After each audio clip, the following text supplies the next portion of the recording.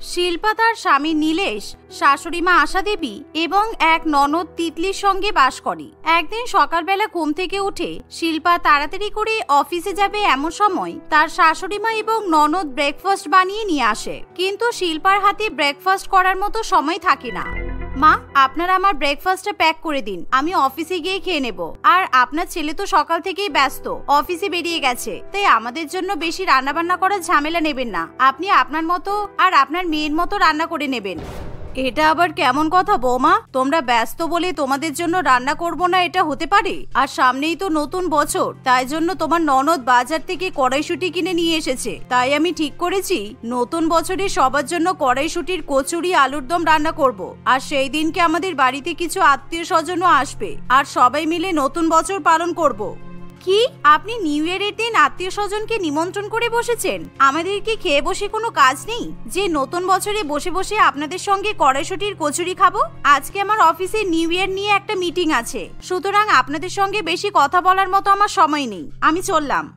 এই বলে শিল্পা অফিসে চলে যায়। আর অন্যদিকে তার শাশুড়ি মা এবং ননদের ভীষণ পরিমাণে খারাপ লাগে, কারণ তারা খুবই ঘরোয়া, আর যেহেতু তারা সংস্কারী তাই তারা ভাবে যে নতুন বছর বাড়ির ছেলে এবং ছেলের বউয়ের সঙ্গে কাটাবে। আর অন্যদিকে শিল্পা অফিসে গিয়ে তড়িঘড়ি করে নিউ ইয়ারের মিটিং করার জন্য ঢুকে পড়ে। আর সেদিনই সে জানতে পারে তাদের অফিসে নিউ ইয়ারের জন্য একটা বড় সেলিব্রেশন করা হবে, যার ফলে শিল্পা এবং তার কলিগরা প্রচন্ড পরিমাণে খুশি হয়।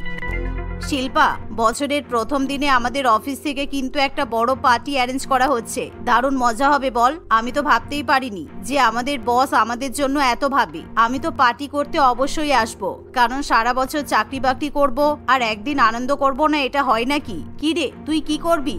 আমার কথা আর বলিস না, আমার শাশুড়ি মা ননদ ভীষণ সেন্টিমেন্টাল। আজকে সকালবেলা নিউ ইয়ার নিয়ে আমাদের মধ্যে কথা কাটাকাটি হয়েছে। ওরা ঠিক করেছে বছরের প্রথম দিন একসঙ্গে বসে কড়াইশুঁটির কচুরি আর আলুর দম খাবে, আর আত্মীয় স্বজনদেরও নিমন্ত্রণ করবে। এরকম করে কেউ নিউ ইয়ার সেলিব্রেশন করে বলতো? আমি তো ঠিক করেছি যে করে হোক আমি অফিসের পার্টিতে আসবই। ও মাই গড, ওরা কতটা গাইয়া ধরনের! তুই কিন্তু একদম ওদের কথা মেনে নিবি না, কারণ একবার যদি ওদের কথা মেনে নিস তাহলে কিন্তু ওরা সারা জীবন তোকে এরকম ভাবেই জ্বালাবে। শিল্পা চন্দনার কথা শুনে মাথা নাড়ি। আর সে যখন অফিস থেকে বাড়িতে ফিরে আসে তখন সে পরিষ্কারভাবে তার শ্বশুরবাড়ির লোকেদের সামনে জানিয়ে দেয় যে নতুন বছরের দিন সে কিছুতেই বাড়িতে থাকতে পারবে না, সে তার অফিসের পার্টিতে যাবে। আর সেই বিষয়ে শিল্পাকে তার স্বামীও সাপোর্ট করে, কারণ নীলেশও নিউ ইয়ারের দিন অফিসের কলিগদের সঙ্গে পিকনিক করতে যাবে। তাই মাঝখানে একা পড়ে থাকে আশা দেবী এবং তার মেয়ে তিতলি। হ্যাঁ শিল্পা, অবভিয়াসলি অফিসের পার্টি তুমি নিশ্চয়ই অ্যাটেন্ড করবে, কারণ তুমি যদি নিউ ইয়ার পার্টিতে না যাও তাহলে বসের খারাপ নজর পড়বে। সুতরাং কোনো দরকার নেই, আমার মা আর বোন যাই বলুক না কেন ওদের কথা শুনতে হবে না, তুমি যেতে পারো। আরে ওদের কথা কে পাত্তা দিচ্ছে? ওরা নিউ ইয়ারের দিন যা পারবে করুক না, আমার কিছু যায় আসে না। আমি আমার মতো নতুন বছর সেলিব্রেট করব। তোমার মা আর বোন বাড়িতে বসে বসে খাবার দাবার গিলুক আর সবার সাথে আড্ডা মারুক, ছাড়ো তো। কিন্তু তাদের সমস্ত কথা আশা দেবী এবং তার মেয়ে শুনতে পায়, যার ফলে তাদের খুবই মন খারাপ করে। এভাবেই দেখতে দেখতে কিছুদিন কাটে। মা, আর তো দুদিন পরেই নতুন বছর আসবে, চলো আমরা একটু শপিং মলে শপিং করতে যাই, কারণ সবাইকে তো উপহার দিতে হবে। উপহার ছাড়া আবার নিউ ইয়ার হয় বলো তো? হ্যাঁ ঠিকই বলেছিস। আর তোর মনে আছে এই বছরের প্রথম দিনে বৌমা আমার কাছে একটা খুব সুন্দর দামি শাড়ি উপহার চেয়েছিল, কিন্তু আমার কাছে তখন টাকা ছিল না বলে আমি দিতে পারিনি। কিন্তু এবার ভেবেছি ওর জন্য আমি ওই নতুন শাড়িটাই কিনবো। চল আমরা গিয়ে শপিং করে আসি, আর বৌমাকেও আমাদের সাথে শপিং করতে যেতে বলবো। কিন্তু মা, বৌদিকে তো আমি সকালবেলা শপিং করতে যাওয়ার কথা বলেছিলাম, কিন্তু বৌদি বলল অফিসের কাজে ব্যস্ত থাকবে, তাই আমাদের সঙ্গে যেতে পারবে না। আশা দেবী কিছুতেই তার বৌমাকে ছাড়া শপিং করতে যেতে চায় না, কিন্তু এখন যেহেতু তাদের কিছু করার নেই তাই তার ছেলে এবং বৌমা যখন অফিসে চলে যায় এমন সময় তারা বাড়িতে তালা দিয়ে শপিং করবে বলে চলে যায়। আর তারা সবার জন্য নতুন বছরের উপহার কিনতে শুরু করে। এমন সময় আশা দেবী তার বৌমা এবং মেয়ের জন্য সুন্দর সুন্দর দুটো দামি দামি শাড়ি কেনে। আর তারা যখন বাড়িতে ফিরবে এমন সময় হঠাৎই তিতলির একটা বড় কসমেটিক্স এর দোকানের উপর চোখ পড়ে। আর তখন সে দেখতে পাই তার বৌদি সেখান থেকে কসমেটিক্স কিনছে। ওই দেখো মা, ওই যে বৌদি তো বললো আজকে নাকি খুব গুরুত্বপূর্ণ মিটিং আছে, কিন্তু বৌদি তো নিজের বান্ধবীর সঙ্গে শপিং মলে ঘোরাঘুরি করছে। চল দেখি একবার ওদের কাছে যাই। এই বলে তিতলি এবং আশা দেবী শিল্পার কাছে আসে। আর এমন সময় শিল্পা তার শাশুড়ি মেয়ে এবং ননদকে দেখে ভূত দেখার মতো একেবারে চমকে ওঠে। আর সে তাদেরকে কি উত্তর দেবে কিছুই বুঝে উঠতে পারে না। এ কি, আপনারা দুজন মিলে আমাকে ফলো করছেন নাকি? আমি মানছি আমি বাড়ির বউ, তাই বলে আমার কি কোথাও যাওয়ার অধিকার নেই? আমি যেখানেই যাব আপনারা সেখানেই আমাকে ফলো করবেন? না বৌমা, তুমি আমাদেরকে ভুল ভাবছো। সকালবেলা আমার মেয়ে যখন তোমাকে আমাদের সঙ্গে শপিং করতে যাওয়ার কথা বললো, তুমি তো তখন বলতেই পারতে যে তুমি শপিং মলে আসবে, তাহলে আমরা তোমার সময় মতোই তো আসতাম। এক্সকিউজ মি, এখন আপনাদেরকে কৈফিয়ত দিয়ে আমাকে সবকিছু করতে হবে? শুনুন, আমাদের অফিসে যে নতুন বছরের পার্টি আছে সেটার জন্য সব সেলিব্রেশনের দায়িত্ব আমার উপর পড়েছে। সেই জন্য আমি এখন শপিং মলে এসে শপিং করছি। আপনাদের মতো ফালতু সময় নষ্ট করছি না আমি, ওকে? ঠিক আছে বৌমা, বুঝতে পেরেছি। আসলে তোমার জন্য আমি নতুন বছর উপলক্ষে একটা শাড়ি কিনেছি। এই শাড়িটা তুমি চেয়েছিলে তাই না? এটা তোমার পছন্দ হয়েছে তো? আশা দেবী এই বলে সেই শাড়িটা শিল্পার হাতে দেয়, কিন্তু এমন সময় শিল্পার চোখ পড়ে তার ননদের শাড়ির দিকে। তাই শিল্পা কিছুতেই তার শাশুড়ির দেওয়া শাড়িটা নিতে চায় না। এমনকি এমন সময় শিল্পার বান্ধবী চন্দনাও শিল্পাকে উস্কানি দিতে শুরু করে। এ বাবা শিল্পা, এই শাড়িটা কি বিচ্ছিরি দেখতে। তুই এই শাড়িটা পছন্দ করেছিলিস? তুই ভুলেও কিন্তু নতুন বছরের দিন এই শাড়িটা পরিস না, কারণ আমাদের অফিসের পার্টিতে তোকে একদম বেমানান লাগবে আর সবাই কিন্তু তোকে নিয়ে হাসাহাসি করবে। হ্যাঁ, তুই ঠিকই বলেছিস, আমি মোটেই এই শাড়িটা পরবো না। আর মা, আপনি হয়তো ভুলে গেছেন আমি এই শাড়িটা কোনোদিনও পছন্দ করতে পারি না। একটা পাতি বিচ্ছিরি কম দামি শাড়ি, আর আমার শাড়ির থেকে আপনার মেয়ের শাড়িটা তো বেশি সুন্দর।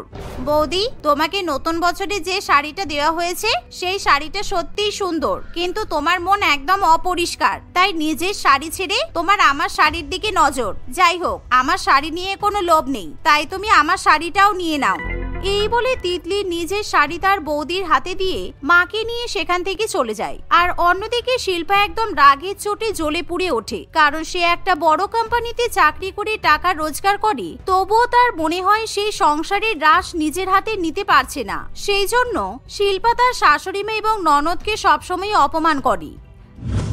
এভাবেই দেখতে দেখতে সেই দিনটা কাটে। আর পরের দিন, নীলেশ, আমাদের বাড়ির ইলেকট্রিক বিলটা কিন্তু এখনো ডিউ আছে। নতুন বছরে যদি ইলেকট্রিক বিল না দিস তাহলে বছরের প্রথম দিনই ইলেকট্রিসিটি কেটে দেবে। তাই তুই মনে করে একটু বিলটা দিয়ে দিস বাবা। ঠিক আছে, আমি তোমার বৌমাকে বলছি ও অনলাইনে বিল দিয়ে দেবে, কারণ আমার কাছে এখন বিল পেমেন্ট করার মতো সময় নেই, আমি খুব ব্যস্ত। এই বলে নীলেশ বাড়ি থেকে চলে যায়। অন্যদিকে সে যখন তার বউকে নতুন বছরে ইলেকট্রিকের বিল পেমেন্ট করার কথা বলে, তখন শিল্পা মনে মনে ভীষণ মজা পায়, কারণ এখন সে তার শাশুড়ি মেয়ে এবং ননদকে জব্দ করতে চায়। আমাকে নীলেশ যতই বিল পেমেন্ট করার কথা বলুক না কেন, আমি 1 টাকাও ইলেকট্রিক বিল দেব না। আমার টাকাই খাবে আর আমাকেই বড় বড় কথা বলবে। দেখি নতুন বছরের দিন আত্মীয় স্বজনদেরকে নিয়ে কিভাবে গল্প করতে পারি আর কড়াইশুটির কচুরি গিলতে পারি। নতুন বছরের প্রথম দিন কেটে গেলে তারপরেই আমি বিল পেমেন্ট করব। এমনিতেও নতুন বছরের দিন আমি সারাদিন বাড়িতে থাকবো না। এই ভেবে শিল্পা কিছুতেই বাড়ির ইলেকট্রিকের বিল দেয় না। অন্যদিকে তার শাশুড়ি মা এবং ননদ ভাবে হয়তো নতুন বছরে তাদের বউ ইলেকট্রিকের বিল পেমেন্ট করে দিয়েছে। এভাবেই দেখতে দেখতে বছরের প্রথম দিন চলে আসে, আর সেই দিন সারা শহর আনন্দ করতে ব্যস্ত হয়ে ওঠে। শিল্পাও সুন্দর করে সেজে গুজে অফিসের পার্টিতে যাওয়ার জন্য তৈরি হয়। অন্যদিকে তার শাশুড়ি মা এবং ননদ গরম গরম কড়াইশুটির কচুরি, আলুর দম এবং মাটন কষা রান্না করতে ব্যস্ত থাকে। আর কিছুক্ষণ পরে শিল্পা এবং নীলেশ যখন বাড়ি থেকে বেরোবে, এমন সময়, তোমরা সারাদিন বাড়িতে থাকছো না আমি মানছি, কিন্তু রাত্রিবেলা তো বাড়িতে ফিরে আসবে, তাই রাত্রিবেলা আমরা একসঙ্গে খাওয়া দাওয়া করব। যতই হোক আজকে নতুন বছরের প্রথম দিন, তাই যত রাতই হোক না কেন আমি আর আমার মেয়ে কিন্তু তোমাদের জন্য অপেক্ষা করব। আপনারা যা পারবেন করুন, আর এখন বেশি বেশি এরকম সেন্টিমেন্টাল ডায়লগ দেবেন না প্লিজ। পার্টি থেকে ডিনার করেই তো আসবো আমরা, তাই আমাদের জন্য অপেক্ষা করার কোনো মানেই হয় না। এই বলে শিল্পা এবং নীলেশ বাড়ি থেকে বেরিয়ে যায়। অন্যদিকে কিছুক্ষণ পর আশা দেবী এবং তিতলির সব আত্মীয় স্বজন বন্ধু বান্ধব নতুন বছর উদযাপন করার জন্য তাদের বাড়িতে চলে আসে। আর তারা সবাই মিলে খাওয়া দাওয়া করছে, আনন্দ করছে। এমন সময় হঠাৎই তাদের বাড়িতে লোডশেডিং হয়ে যায়, আর যার ফলে আশা দেবী এবং তিতলি চিন্তায় পড়ে। আর এমন সময় তারা বাড়ি বাড়ি শিল্পা এবং নীলেশকে ফোন করলেও তারা কিছুতেই ফোন ধরতে চায় না, কারণ তারা দুজনেই নিজেদের অফিসের পার্টিতে মেতে থাকে।